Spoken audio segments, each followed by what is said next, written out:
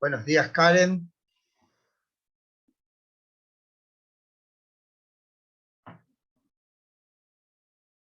Karen. Buenos días, profe. Perdón, no encontraba el micrófono.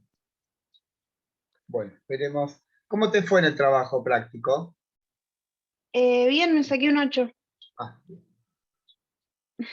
Pero, sí, los corregí así todos de golpe y no tengo recuerdo de las notas, pero sé que más o menos están todos bien. Salvo algunos que hubo que devolver, pero bueno. Sí, no, pensé que me iba a ir peor porque era bastante complicado, pero me fue bien, por suerte. Sí, parece complicado, pero porque es la primera vez por ahí que tenés que hacer un trabajo así, pero este golpe de tener que hacerlo ya después se sedimenta y se hace más sencillo. O sea, el problema es la Sí, primera sí, vez, tal es cual. cierto. Sí. Bueno, vamos a empezar. Este, vamos a ver un PowerPoint de Platón, Sócrates y Platón y los sofistas.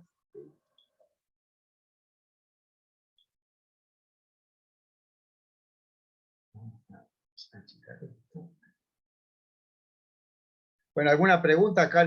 Aprovechar ya que estamos solos.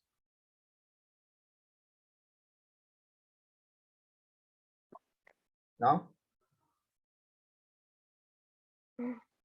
No, por ahora no. Sobre los textos que teníamos que leer, no, todavía no. Bueno, este es el plan de la clase. Hoy van a ser como siempre dos, ¿no? Como si fuera el índice. Y digamos, en general podemos decir que está basado en el texto que se llama Platón, que habrás visto está en el campus. Voy a ir leyendo y comentando, como siempre. Dice, esta introducción busca mostrar que la filosofía de Platón permanece como algo vivo en nuestro tiempo. Bueno, a veces el motivo en muchos casos, si no la filosofía se transforma en un fenómeno arqueológico, de decir, mirá lo que pensaban en aquella época. En realidad lo interesante es ver cómo eso dicho hace ya tanto tiempo permanece de algún modo, quizás no de un modo explícito, como un saber explícito, sino como una estructura de nuestra vida y nuestro pensamiento, ¿no? La filosofía no es algo que deja de pasar, al contrario, es algo que sigue pasando permanentemente. Lo que hacen los profesores es decir, bueno, fíjense cómo esto o aquello de algún modo es algo que ya se ha dicho o fue dicho por este o por aquel. En el caso de Platón es totalmente vigente eso, cuando se dice, bueno, un amor platónico, o esa es una idea platónica, forma parte casi del sentido común. Bueno, empieza así, empieza de un modo literario este texto que se llama Platón. Dice así, hay señaladas experiencias, se trata de rupturas de lo cotidiano. Debiéramos asociar este orden de lo cotidiano con lo que se dirá de los que habitan la caverna y que estudiaremos más adelante. Intento resaltar la existencia de estados que nos quitan de lo normal, lo natural, lo habitual. Bien. Y esto tiene, obviamente, estas señaladas experiencias tienen una referencia al modo de vivir el tiempo. ¿Cómo es que se vive el tiempo? Hay una manera de percibir el tiempo según cómo uno lo sienta, la intensidad con el que uno lo vive. Habrán visto que el tiempo es algo que se sabe hasta el momento en el que se nos pide que lo definamos.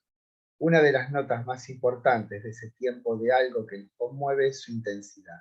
Y otra es que no pasa como si lo hace el tiempo de lo cotidiano. O sea, lo que hacemos aquí es decir, bueno, esas experiencias determinadas tienen su carácter distintivo en la manera en cómo se experimenta el tiempo en el que nosotros las vivimos.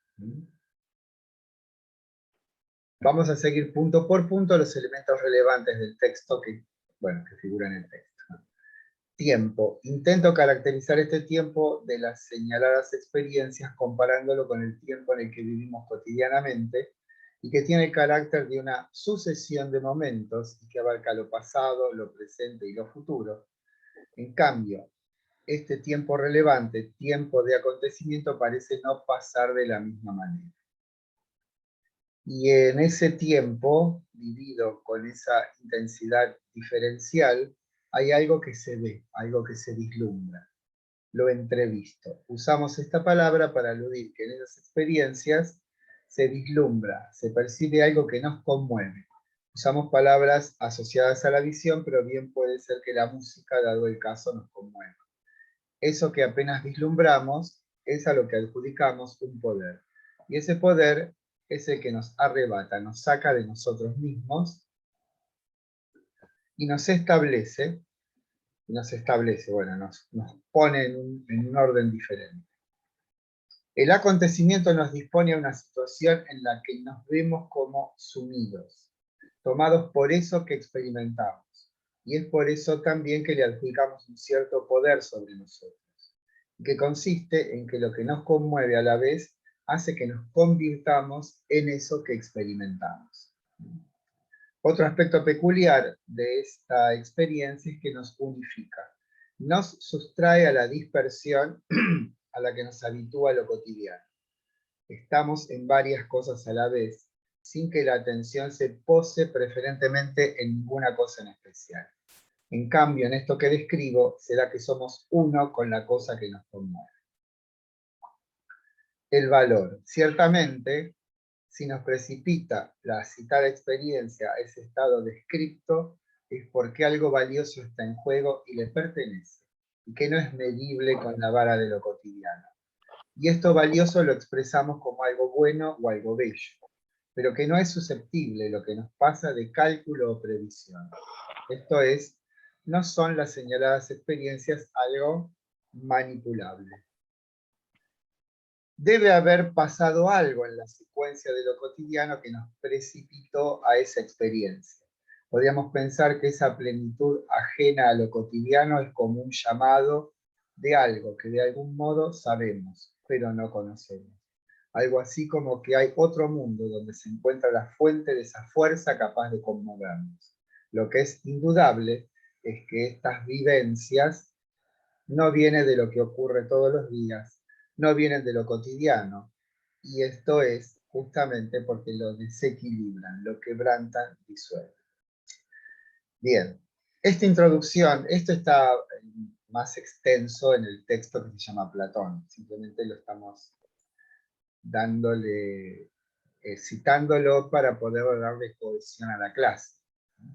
Y recuerden que uno de los intentos que tiene esta clase sobre Platón es que tomemos en cuenta que lo dicho por Platón es algo que en algún aspecto está vivo en nosotros, ¿no? Esta introducción tiene por único fin que atendamos a que eso que señalamos sería un camino para comprender qué es la filosofía de Platón, ya que ella nos describe y enseña la estructura de ese mundo otro que raramente nos roza, y al hacerlo nos interpela. Debiéramos preguntar, ¿es posible que ese mundo otro, en lugar de aparecérsenos ocasionalmente y sin aviso, pueda transformarse en nuestro horizonte vital en una asistencia que ilumine sin pausa toda nuestra vida, lo cotidiano? Bien, Platón responde a esa pregunta con una doctrina. Bueno, acá hay un hipertexto, como ya saben, esto creo que es una nota biográfica.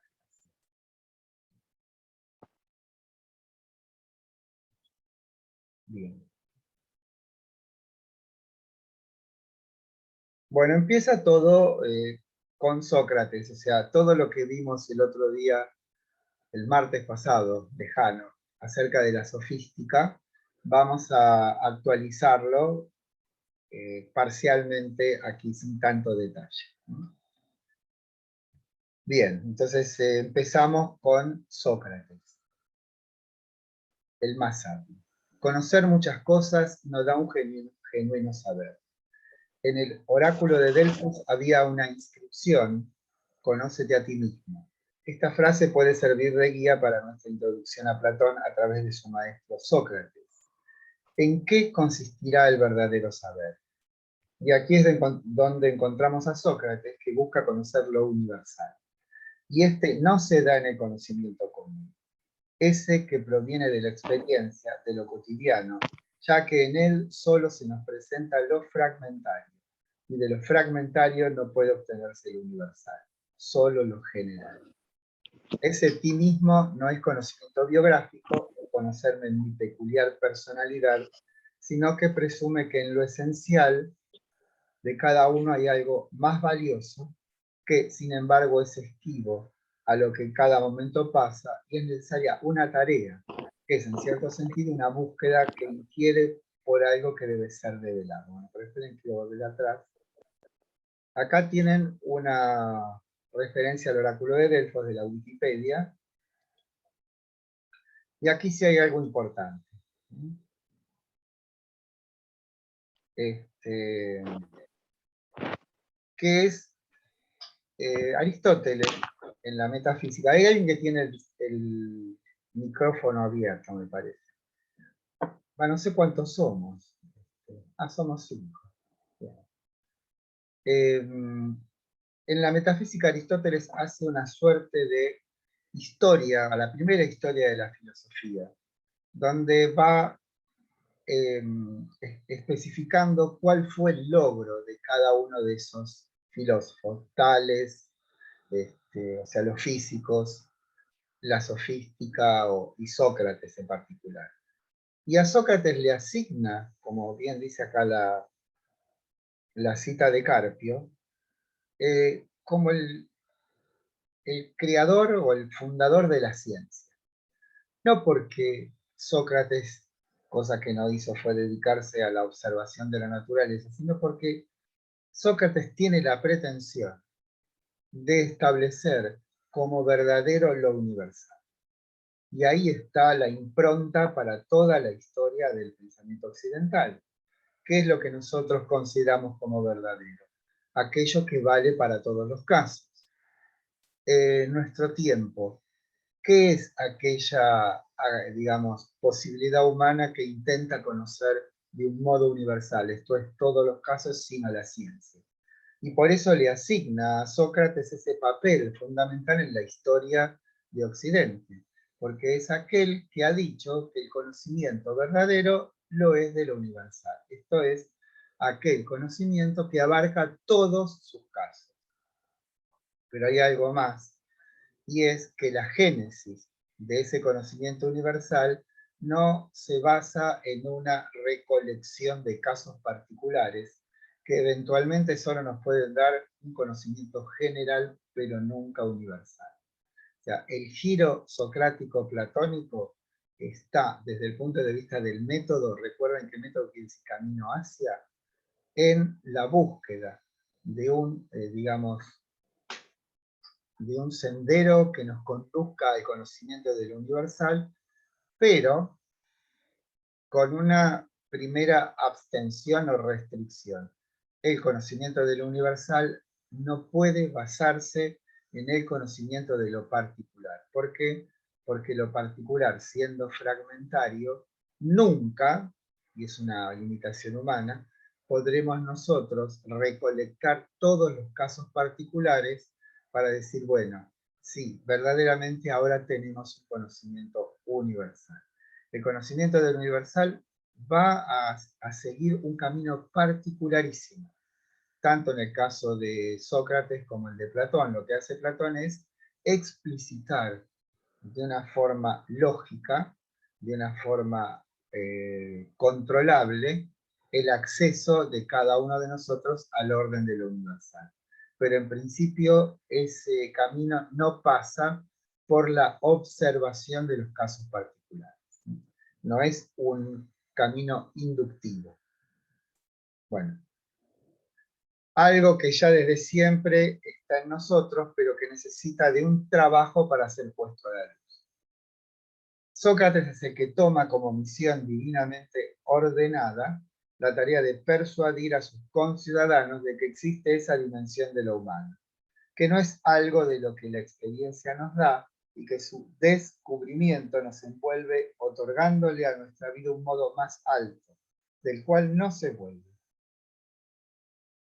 El poder de ese encuentro es tal que una vez que a él accedamos, nos es obturada toda posibilidad de regreso al mundo anterior. Esto, así dicho, está expresado de un modo insuperable en la alegoría de la caverna, que estudiaremos más adelante. Es como si hubiese ocurrido en la vida de Sócrates una experiencia de descubrimiento que lo ubica en un orden de un valor absoluto, que lo demás de su vida habrá de ser asistido por la excelencia de esa revelación. Sócrates, que se negó a escribir, esparcía un tanto al azar ese saber que no conoce cosas, sino lo que hace posible conocer. ¿Está claro? Que me siento un poco solo. Sí, profesor, está perfectamente claro. Bien. Bueno, el procedimiento, el método que utiliza Sócrates para persuadirnos de hacer un giro de nuestra mirada para dirigirnos hacia el universal, esto es, hacia lo verdadero, lo toma de su madre, que era partera. Y el arte de hacer nacer en Grecia se llama mayéutica, es el nombre de ese arte. Y él también es un mayéutico, pero en lugar de crear nuevas personas, crea nuevas ideas, o sea, posibilita que los individuos transformen su vida, porque de eso se trata. Recuerden que la situación en la Atenas en la época de madurez de Sócrates era esta crisis donde convergían diferentes problemas con el aditamento de los sofistas. Y lo que hace Sócrates es de alguna manera una tarea terapéutica. La tarea terapéutica siempre sigue 3 pasos: observación, diagnóstico y terapéutica. ¿Qué es lo que hace Sócrates? La observación es lo que lo lleva al diagnóstico, y el diagnóstico es: Atenas está enferma. Y la enfermedad ateniense consiste en la preeminencia de los intereses individuales por los intereses de la ciudad. Y esa enfermedad está acentuada por la práctica sofística, que lo que busca siempre es la eficacia. O sea, no le interesa el bien de la comunidad, sino le interesa el beneficio de los individuos. Entonces, por eso la práctica socrática está orientada directamente a disolver esa estrategia sofística que consiste justamente en socavar de algún modo, a través de estas prácticas como la dialéctica o la retórica, digamos, podemos decir, el sistema de valores que hizo grande a esa ciudad. Algo, si es tomado como tarea o misión, y es el caso de Sócrates, supone un método. Y Sócrates nombra su camino hacia el descubrimiento del universal mayéutica, que en griego es el arte de dar a luz. Él lo toma del oficio de su madre Fenarete, que era partera. Entonces veamos, Sócrates sabe que su misión es hacer que a cada uno pueda hacérsele familiar ese orden al que aludimos. Sabe también que no es con datos, con ejemplos que provienen de la experiencia, cómo habrá de persuadir a sus interlocutores para reorientar su mirada hacia ese orden absoluto. Lo que hace es preguntar y mostrar a sus interlocutores que sus respuestas son insuficientes. En realidad, él no ofrece respuestas, sino que invalida respuestas. Pero por su insuficiencia, por su incapacidad de abarcar todos los casos. Claro, podríamos decir, si las respuestas provienen de lo vivido, de lo experimentado, las convicciones que provienen de eso vivido tendrán la misma insuficiencia que su origen. Esto es, si la vida siempre nos da experiencias fragmentarias, será imposible que podamos obtener un conocimiento universal, un conocimiento absoluto de nada. Lo notable, y aquí se muestra otra de las aristas de la sutil técnica socrática es que una vez que Sócrates disuelve las argumentaciones de sus interlocutores, no da ninguna fórmula, ninguna noticia de lo que es verdad, sino que los insta a una búsqueda personal del universal. Y tal búsqueda no puede ser expresada en un método único. Cada uno, persuadido de la verdad que Sócrates le ha ofrecido, habrá de emprender esa búsqueda. Tiene como testimonio viviente de la eficacia de ese camino que Sócrates muestra, pero no da la propia vida de Sócrates, que jamás, es esta una convicción de Platón, quien fue su discípulo durante más de 7 años, no actuó sino en consonancia con su pensamiento. Integridad, continuidad, infalible entre sus convicciones y sus acciones. De ello deriva Platón que algo divino debe haber en Sócrates, ya que sí, como todos, somos nutridos por lo que vivimos. Y esto se nos da, como ya hemos señalado varias veces, fragmentariamente, no podría provenir semejante integridad, semejante cohesión entre pensamiento y acción si no hubiese en el individuo Sócrates algo de un carácter diferente de la experiencia y que le otorgaría a la vida de Sócrates en total el carácter señalado. De esa integridad derivamos que algo absoluto subyace en la vida de Sócrates y que, en tanto ajeno a la experiencia, tiene el título de divino. Acá tenemos otro hipertexto. Bien, esto es un fragmento de un diálogo de Platón que se llama el Fedón. Saben ustedes que en casi toda la obra de Platón, el rostro de Platón es Sócrates. Y en ese diálogo, el Fedón, insisto, escrito en la madurez, junto con la República, el Banquete y el Fedro, lo que tiene un momento autobiográfico, donde lo que hace Sócrates, esto es Platón, hablar de una segunda navegación. Esto lo anticipo porque ya que tenemos el texto ahí, y supongo, pretendo, quiero, deseo, necesito que lo lean, Sócrates cuenta que en un momento dado en Atenas se publica un libro de Anaxágoras. Y en ese libro Anaxágoras dice que el nous, o sea, el pensamiento, es lo que rige todo. Entonces, entusiasmado, Sócrates va a comprar ese libro, lo lee y queda totalmente decepcionado porque el tipo, así lo llama él, mezcla el pensamiento con las demás cosas, pero de ninguna manera describe cómo el pensamiento es efectivamente lo que rige todas las cosas. Porque queda muy decepcionado. Esa decepción lo lleva a que intente otro camino, y ese otro camino es cuando lo dice explícitamente y no podemos acertar con la traducción del giro que utiliza Platón, que dice, entonces dejé de mirar a las cosas para dirigir mi mirada hacia, y usa la palabra logos, ¿no? Hacia los logoides. Entonces los traductores se ven ahí con la cruz de decir el pensamiento, las palabras, el lenguaje. Yo creo que Gerslam dice el lenguaje, ¿no? Y esto lo lleva a hablar de una segunda navegación. O sea, la primera navegación es aquella donde con viento a favor el navío sigue su curso sin mayores inconvenientes. Esa sería una metáfora del mundo de lo cotidiano, donde todo más o menos va fluyendo sin mayores inconvenientes, donde todo lo que experimentamos está ya predicho en lo que ya vivimos. O sea, en el mundo de lo cotidiano hay una suerte de intención de que no haya un esfuerzo mayor y que todo más o menos siga de la misma manera previsible. Ahora bien, hay una segunda navegación, que es la que se hace contra la corriente, la que se hace con los remos, la que cuesta un esfuerzo. Y a esa es de la que nos habla Sócrates Platón, en el Fedón, y es lo que está haciendo Sócrates. Vieron que en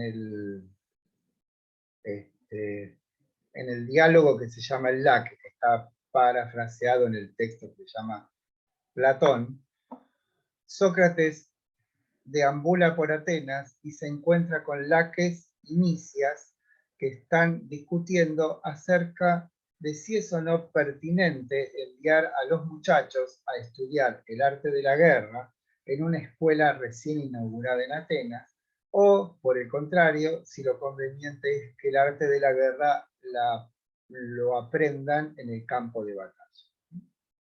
Y en eso aparece Sócrates y lo hacen participar de esa dilucidación en conjunto, digamos. Entonces Sócrates lo primero que hace es darle un giro tal a la conversación que desubica, ¿no?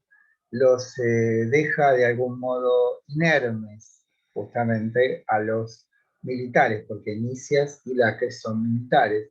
Y es el momento justo cuando dice, ah, pero en realidad de lo que están hablando ustedes es del valor.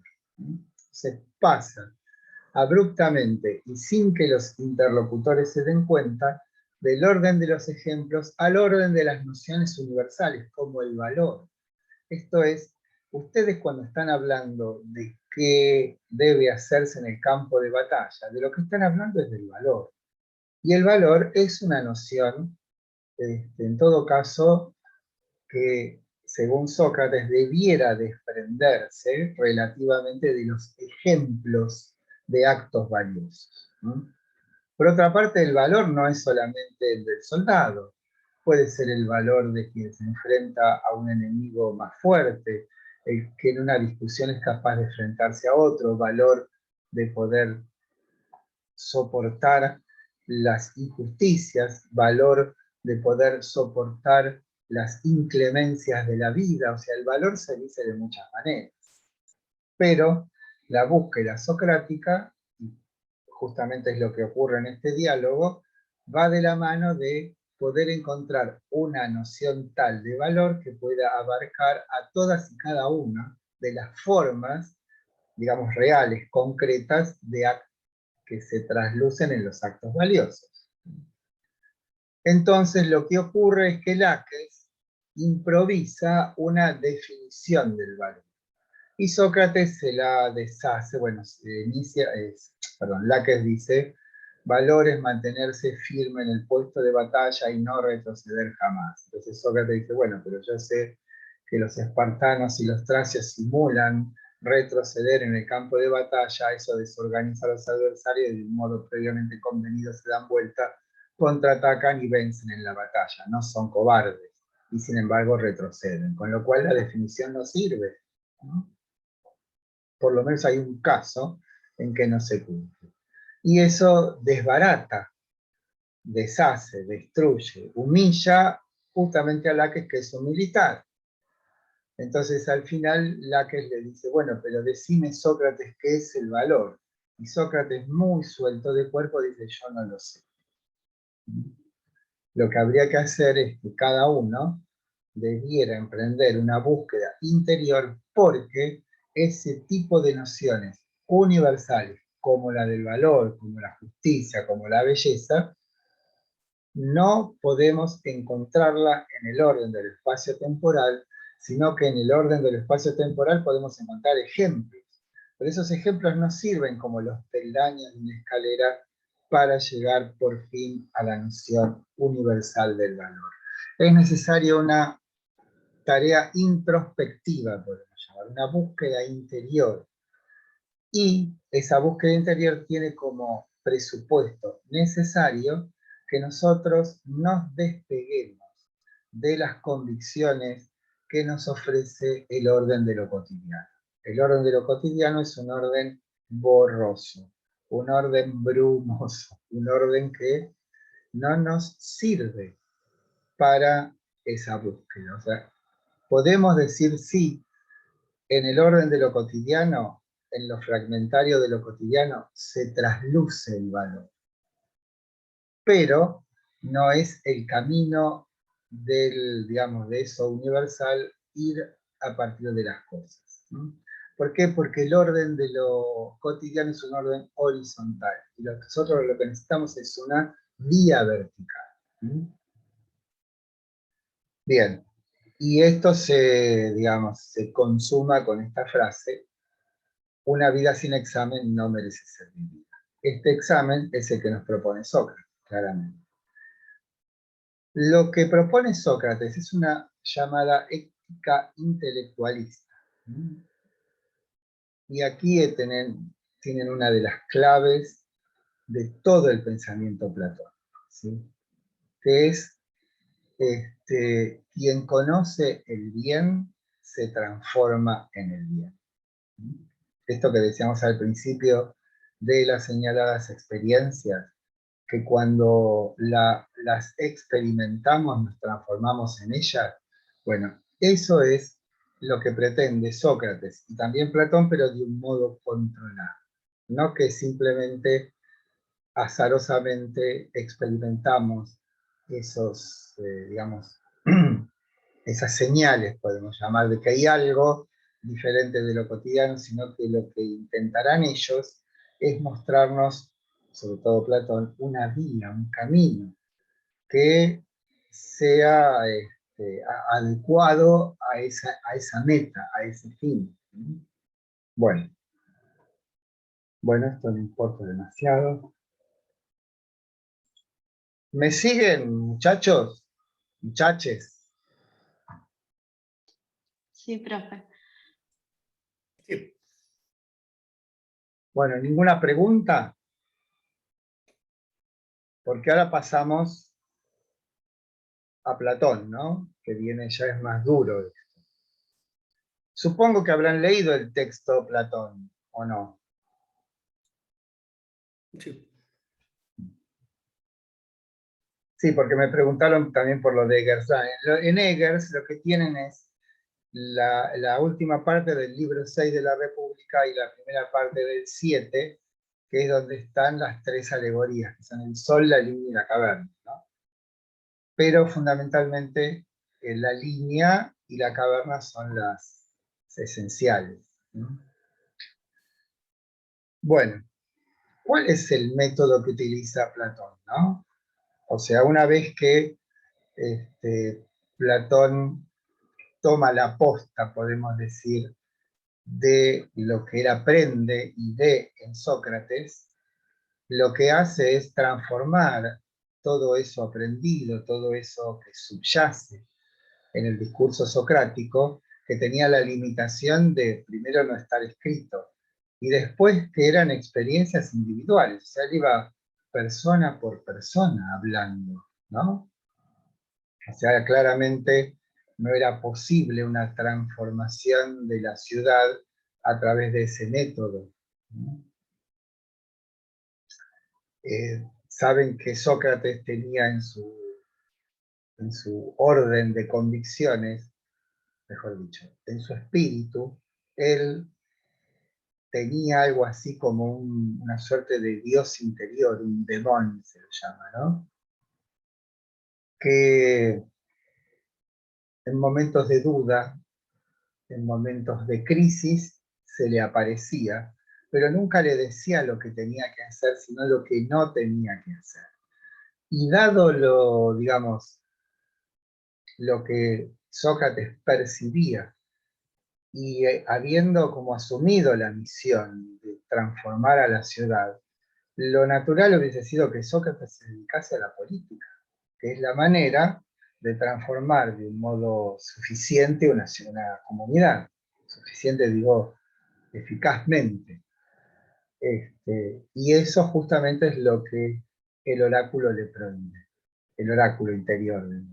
Por eso hace esto de ir persona por persona, que sabemos que si lo comparamos, o sea, mejor dicho, si cotejamos el procedimiento con el objetivo, es obviamente imposible de acceder a él. Y sin embargo, lo sigue. ¿Y qué hace Platón? Lo que hace es universalizar, proyectar en una doctrina y explicitar en una doctrina todo eso que él bebió de primera mano con Sócrates. por supuesto que no es lo mismo Platón que Sócrates. Para poder llegar a la doctrina de las ideas, Platón tuvo una suerte de iniciación que desconocemos, pero la suponemos, pero que tiene un punto relevante, esa iniciación, el contacto con los pitagóricos. O sea, cuando Platón llega al sur de Italia, se encuentra con los restos de la, digamos, la dispersión de la escuela pitagórica. Yo no recuerdo el nombre, pero sí es Arquitas de Tarento, que de algún modo lo inicia en este pensamiento de algún modo esotérico de los pitagóricos. Pero fundamentalmente lo que él toma de los pitagóricos es el orden de lo matemático. ¿Por qué? Porque la manera más eficaz de refutar a la sofística es mostrar que existen saberes que no dependen de la opinión, no dependen de mi estado de ánimo, no dependen de mis intereses, sino que es un saber autónomo, que es independiente de lo que yo pretenda, juzgue o quiera. Bueno, por eso lo vamos a desarrollar durante nuestro tránsito platónico. El diálogo, una reproducción del modo propio de avanzar en el conocer. Yo creo que ya lo hemos dicho, puede ser que me repita muchas veces, pero la palabra diálogo no tiene que ver con el número 2, sino con el prefijo dia, que quiere decir a través. El diálogo sería un intento de avanzar en el conocer a través de la palabra, pero de la palabra de a dos. Una forma similar al teatro, pero que no se dirige al sentimiento, sino al conocimiento. Y es el camino hacia la verdad, en la que una vez alcanzada deriva en dialéctica. La dialéctica es el saber deslizarse de un modo familiar en el orden de las ideas. Bien, la doctrina de las ideas. Hay una instancia no humana en el hombre y es de naturaleza divina, el alma. Una sistematización implica la inteligibilidad del pensamiento socrático. El alma como residencia de conocimientos de carácter universal y el carácter salvífico del conocimiento. Van a ver que mucho de lo que vamos a ver en Platón está inscrito en la estructura del fenómeno religioso. ¿Por qué? Porque hay una dispersión, hay un llamado y hay una salvación. Bueno, a ver esto, vamos a ver los hipertextos, una pedagogía superior.